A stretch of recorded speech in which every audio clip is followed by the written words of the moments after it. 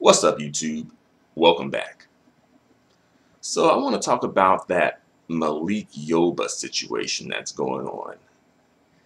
Whew, there's a whole lot of shit going on there. And before I really get into the video, I want to give a disclaimer, okay? So, disclaimer.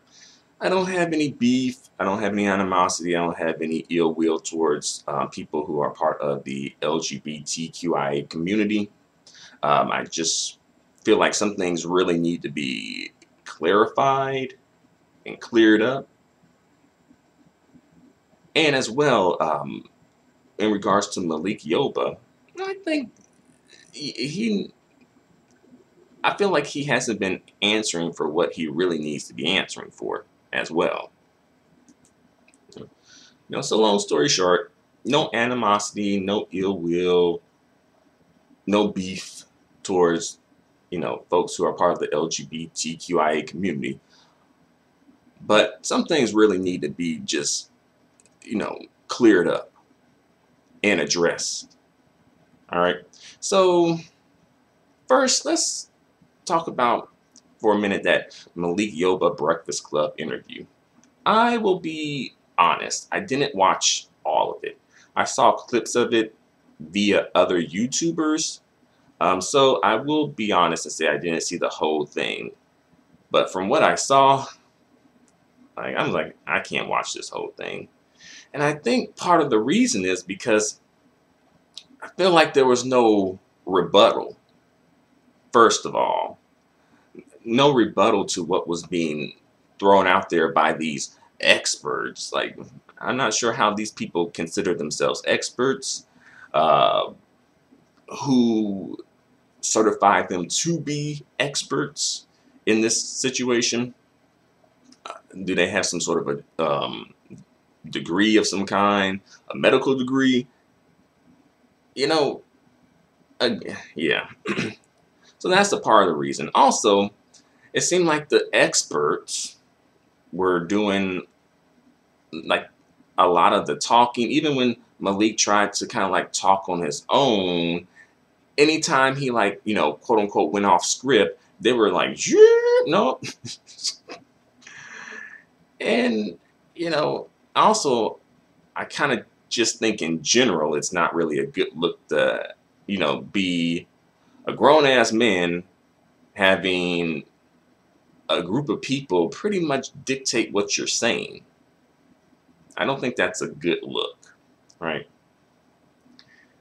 And also, the allegations of pedophilia and child molestation were not addressed at all during that interview.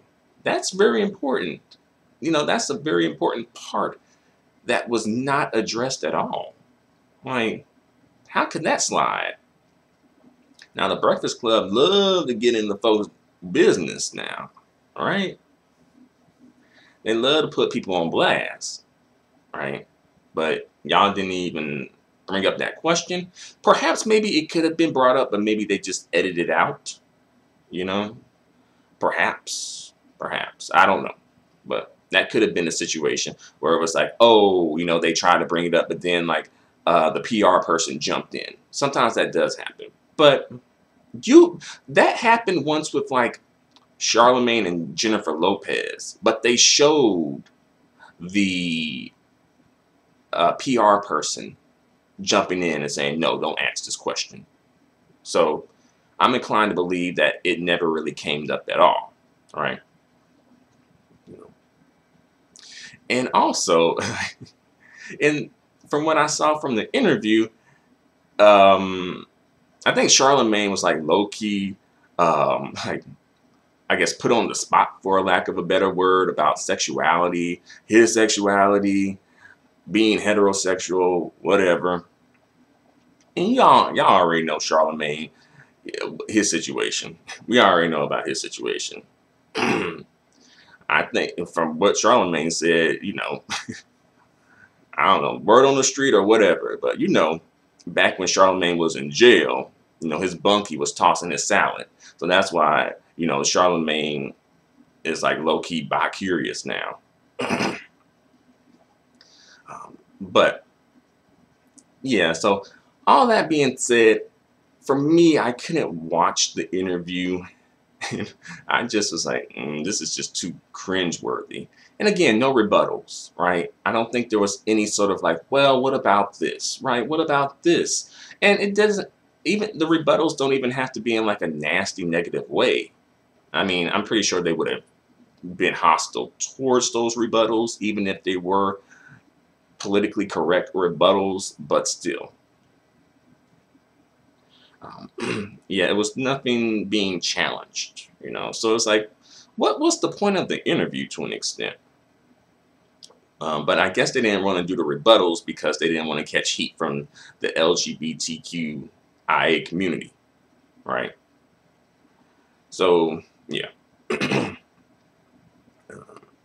And then we get into this whole conversation about sex and gender. And I feel like, from what I saw, sex and gender were being used interchangeably. And there is a difference between sex and gender. Okay, there is a difference. I know that, you know, we do tend to use the terms interchangeably. We do. Like, oh, let's, you know, a gender reveal party, you know, for like a woman who's pregnant and, you know, want to reveal, you know, the gender of her child, but she's really revealing the sex of her child, not the gender, right? You know, like on a birth certificate, right? The sex is specified as male or female. They say sex, not gender, right? And to define sex, sex is biological, right? Sex is dependent on your sexual reproductive function, right? If you know, have ovaries and uterus and can carry a child to term, you know, or at least have been set up to do that, then you would be considered a female. While on the other hand, if you have a penis, testicles, and for that, you would be considered a male because that would be your sexual function, right, as a human being. So, again, sex is biological, right? And as well, females have the XX chromosomes, like their chromosomes are XX, while men have XY chromosomes, right? So like when you do ancestry DNA tests and try to trace back, you know, the X chromosomes, are, well, trace back the mitochondria DNA and the Y chromosome. Like females can't trace their Y chromosome because they don't have it. Their father has it. Their brothers, if they have brothers, have it, but they don't have it, right? Right. The males in their family have it. So if they want to trace back that part of their lineage, they have to use either like some type of a male in their family, right?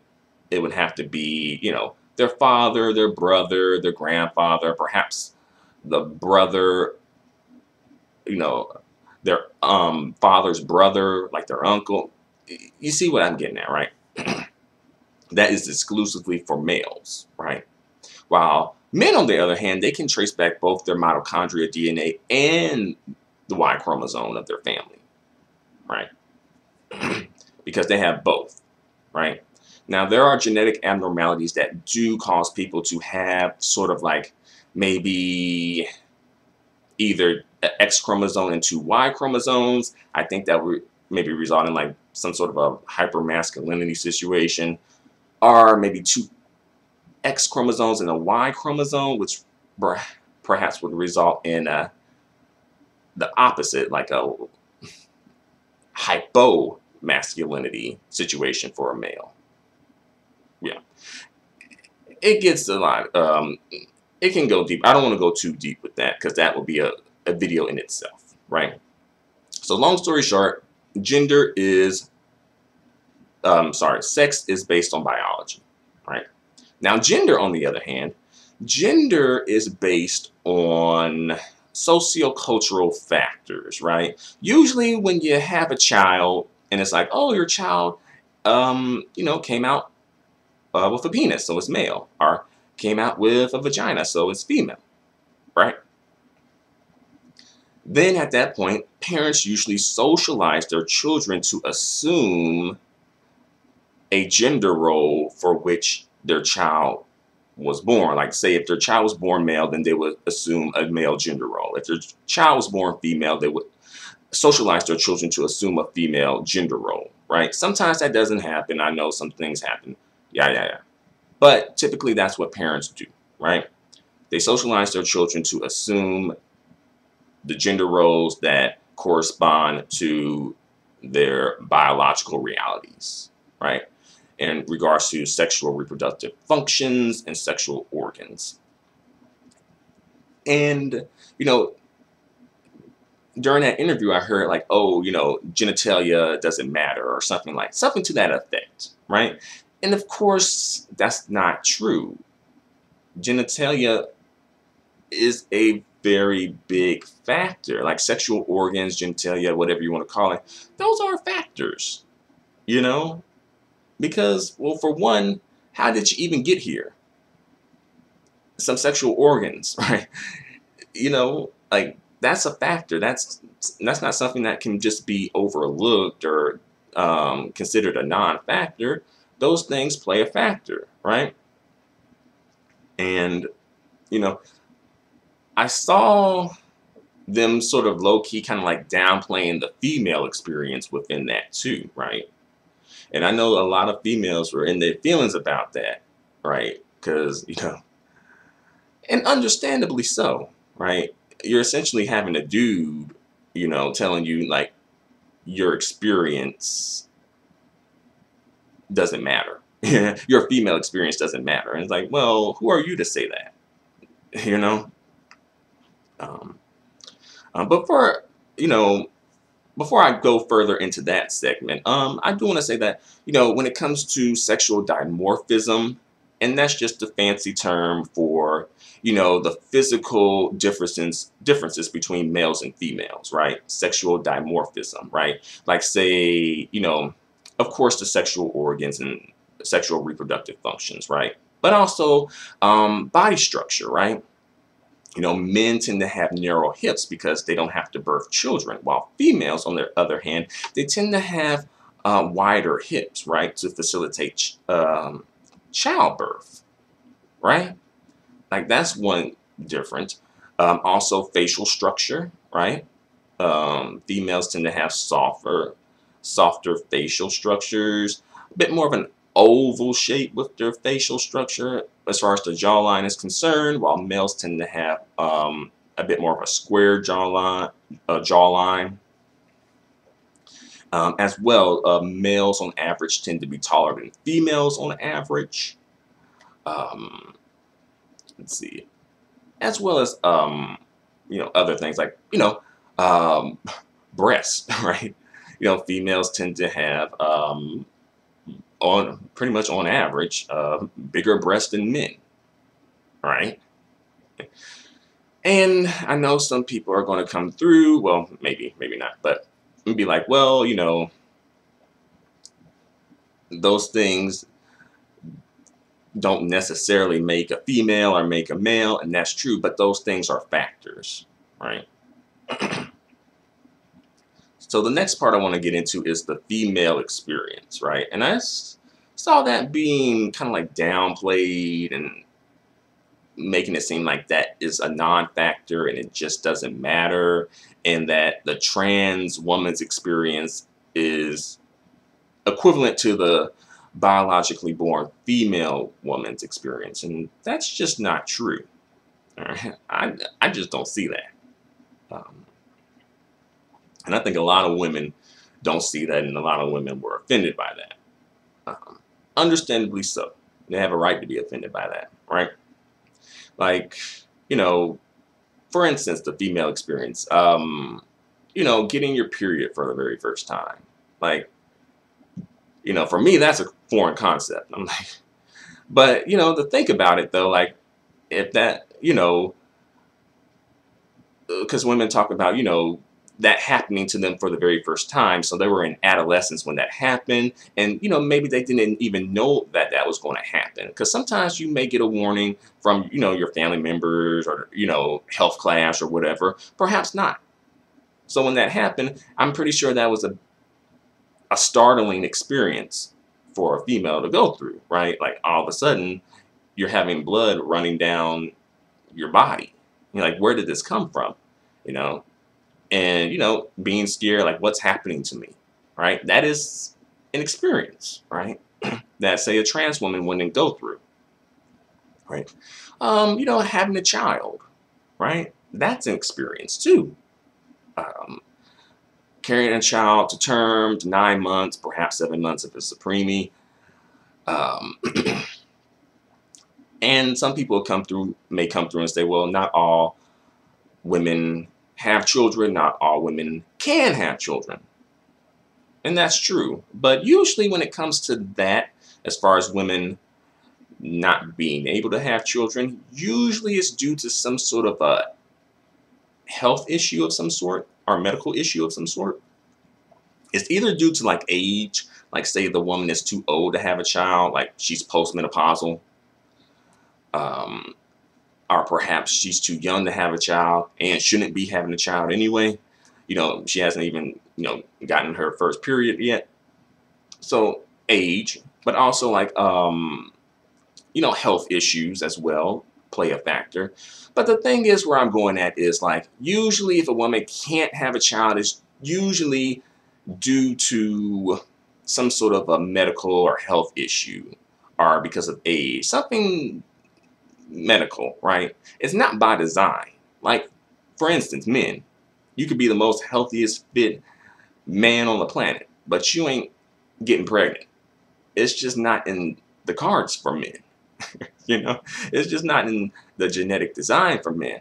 And I know like a lot of this is like, some of this is like, well, duh. But I feel like this still needs to be specified, you know? Um, and as well, the female experience. Again, when it comes to the female experience, I can't really speak on the female experience, per se. More so just hearsay. I've never really experienced those things and will never experience those things.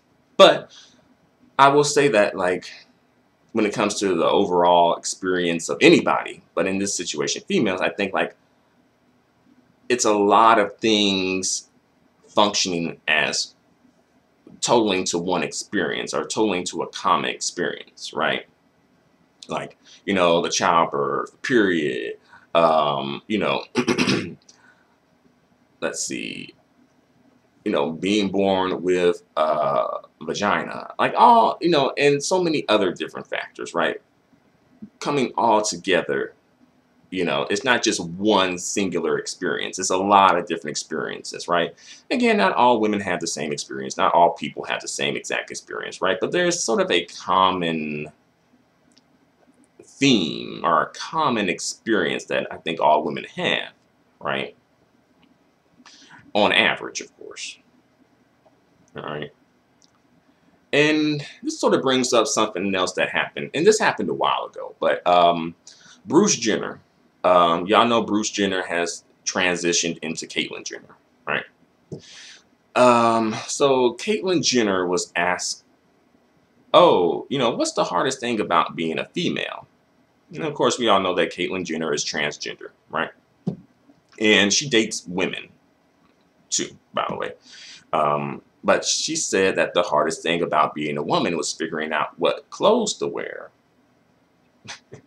Right? And, I kind of just think that was a little offensive. But then again, for Bruce Jenner's or Caitlyn Jenner's female experience, that probably has been the hardest thing about being a female. Figuring out what to wear. But if you asked a female who was biologically born female from birth, right, about the hardest thing about being a female, you probably would get a different answer, right? So that's something to think about too.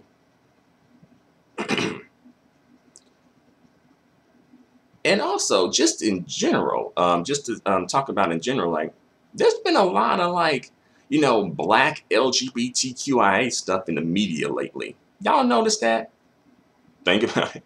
Y'all notice that, though. There's something about that, though, right? Like with that Paul Mooney, Richard Pryor, and Richard Pryor's son situation, right? Shoot. Who else?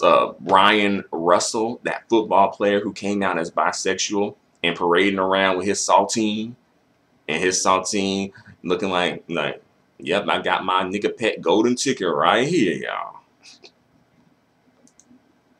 Well, it's more like, yep, guys, I got my nigger pet golden ticket right here, guys. Using him for a come up. And also, they love themselves some saltines. Because first it was Becky, now they want Billy. So he parading around with his Billy. Because I guess, a black man wasn't good enough for him, huh? See, every time these niggas get on, they leave your ass for a white. Hell, fuck the white woman, they leaving your ass for white men now. But seriously though, y'all. So him, and also Nas X, like a while ago, came out as, bisexual too, right? Heck, even this low-key, I ain't even gonna get into that. But this stuff is all over the media though. And lately, notice that. I don't know what that's about, but that's something to notice, right? And what else I can say?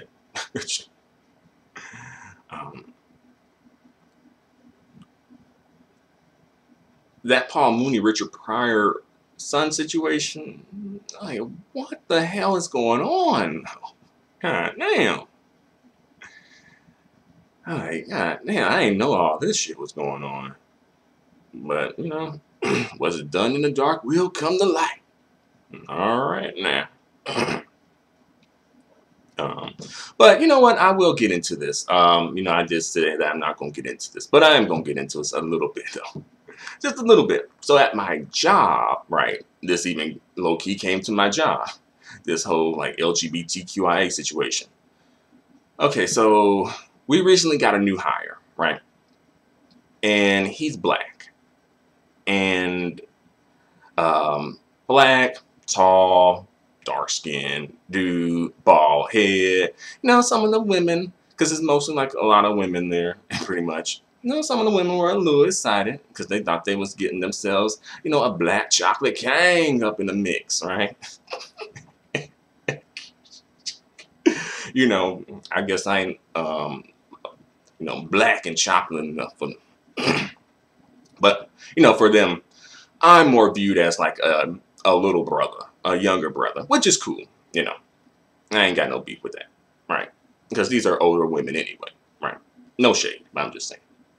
So, they thought they was getting themselves a black chocolate king up in the mix, right?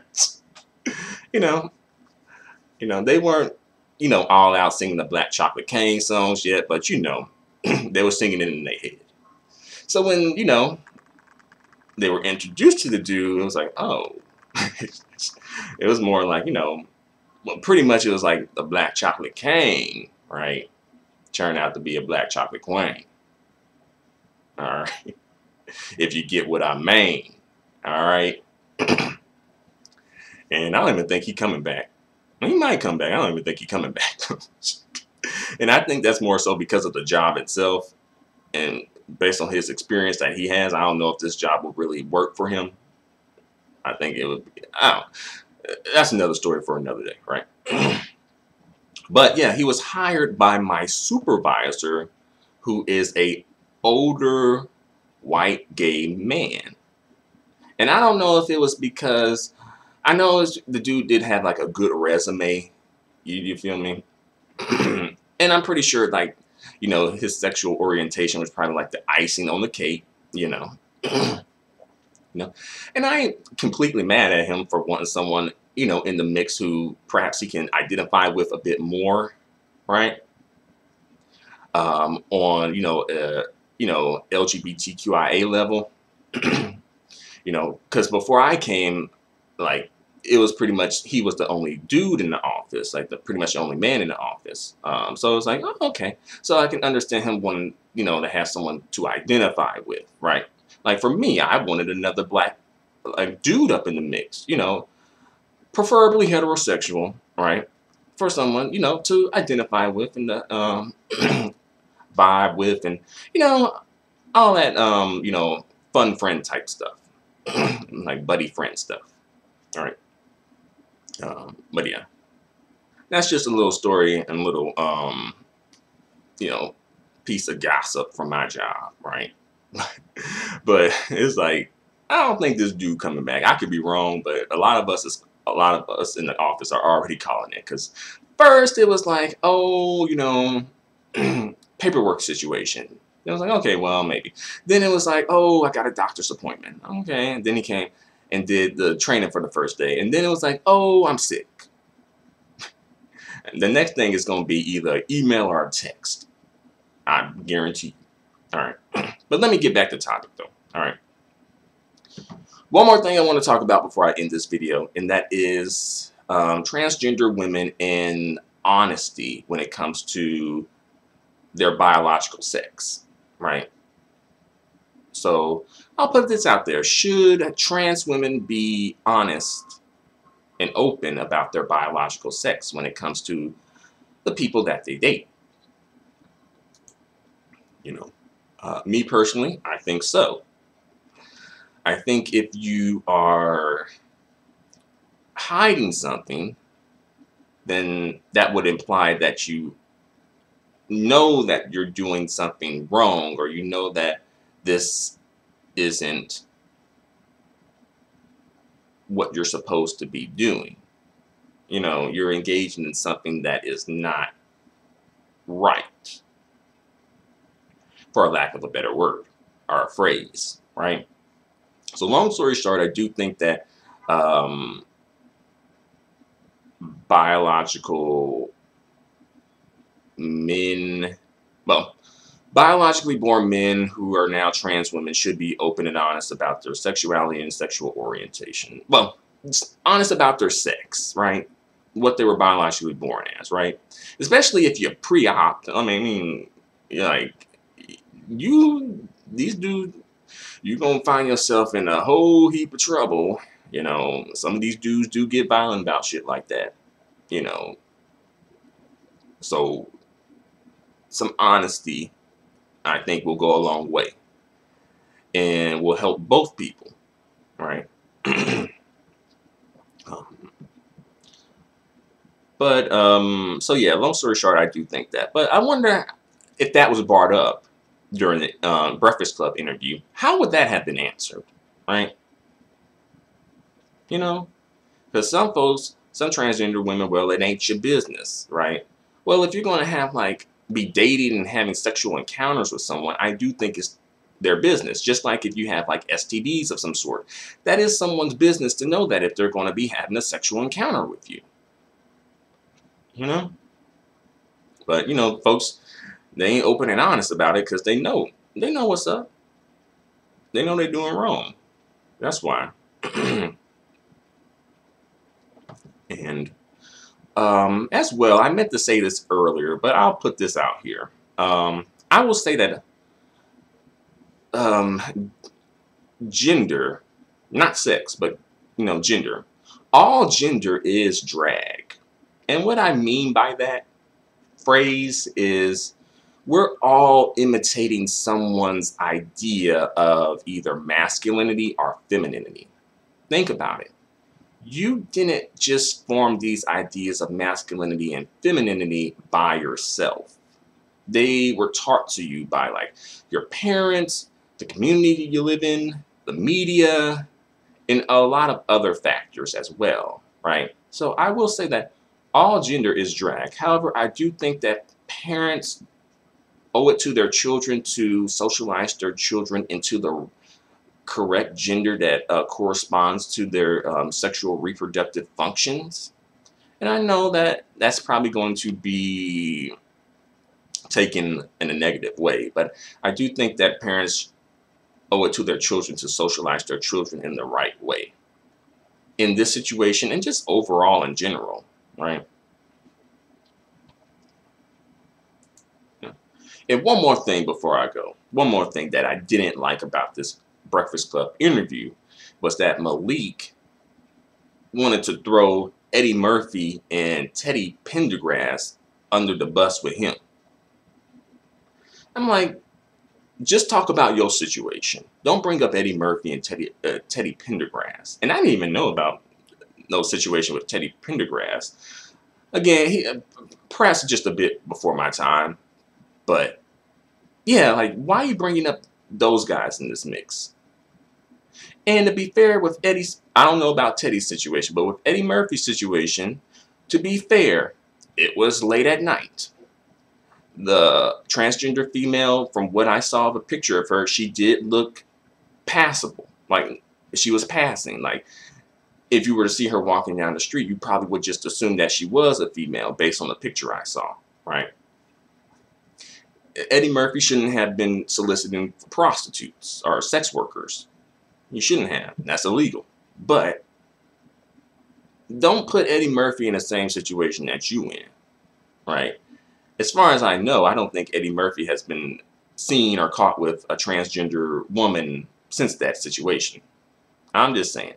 I don't know, but from what I've heard, right? So I ain't like that. That ain't sit well with me. You know.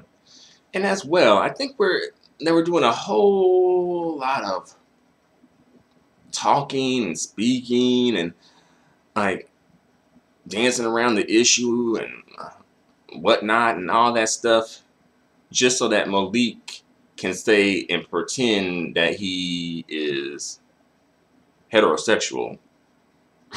You know, like, because we're doing all this because Malik Yoba don't want to just, you know, come out the closet and say that, you know, he has an attraction toward transgender females, right?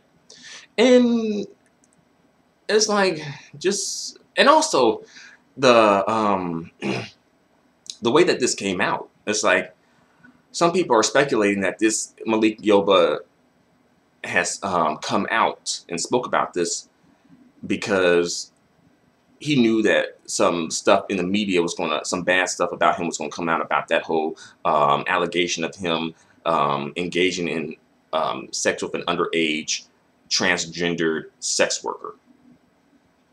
And I'm inclined to believe that to be true. Again, it's allegedly, but I think that's probably true. I'm not putting anything past that nigga. Especially at this point. Especially with all this shit, that Breakfast Club interview.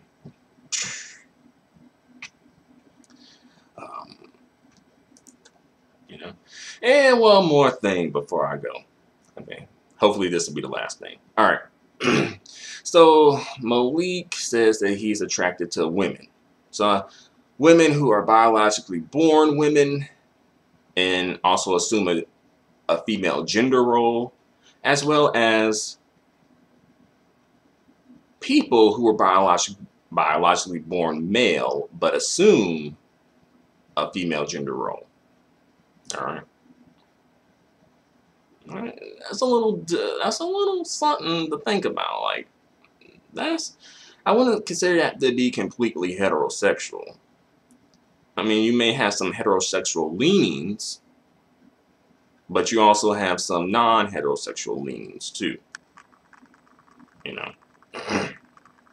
Again, something to think about. And as well, one more thing. The dude saying that genitalia or sexual organs or whatever doesn't matter and that doesn't make a woman and gender is assigned. Well, I will say that sex is documented. The sex of a child is documented, right? It's not necessarily assigned by a doctor, but it's documented by a doctor or whoever is doing the delivery or whatever, right? Usually a doctor, right? Because before the child is even born, you can know if you're having a male or female. as far as the sex of the child. You can know that before the child comes out, you know, with like the ultrasound. But yeah, but if those things were not factors and didn't matter when it came to, you know, being a female, right? How come these transgender women are, you know, getting hormonal therapy or treatments or whatever, getting breast implants, getting fat transferred to their butts, you know, some of them shaving their Adam's apple, wearing hair and makeup like a woman, dressing like a woman. If those things were not factors then about being a woman, then why do them? Let's be real, why even participate in it? You know, like those things do play a factor. That's why you're doing it, you know, and it's okay, you know, if that's what you want.